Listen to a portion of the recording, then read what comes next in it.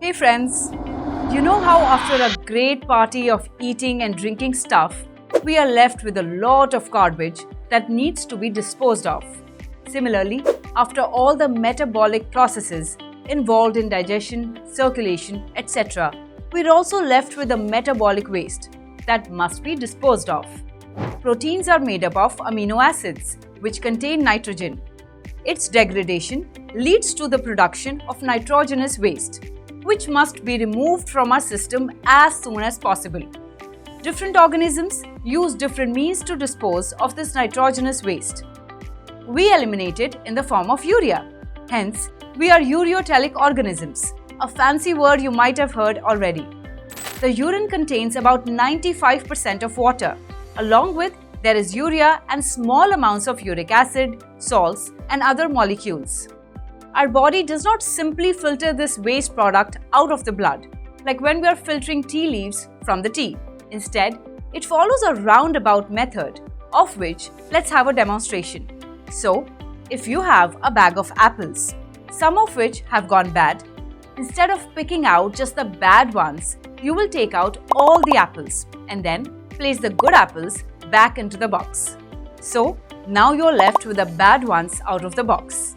Similarly, our body filters all the blood and takes out essentially everything that it can filter out, including small proteins, vitamins, minerals, glucose, amino acids, excess water, and waste.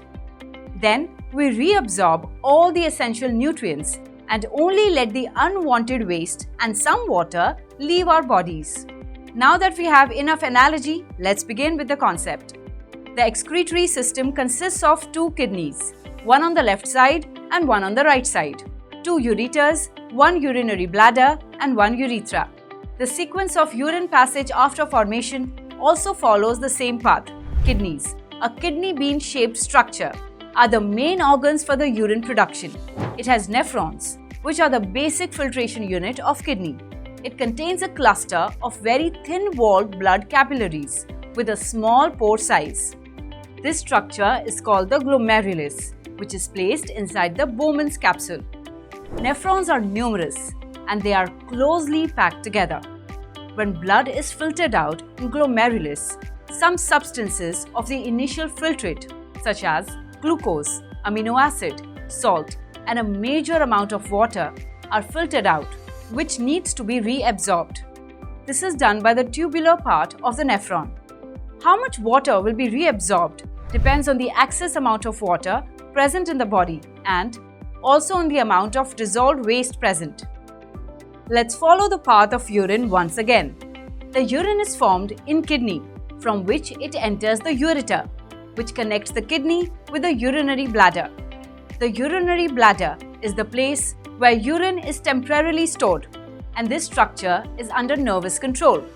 Thanks to this, we can control the urge to urinate. As the urine fills the urinary bladder, it expands until the pressure of the expanded bladder leads to the urge to pass the urine out of the system.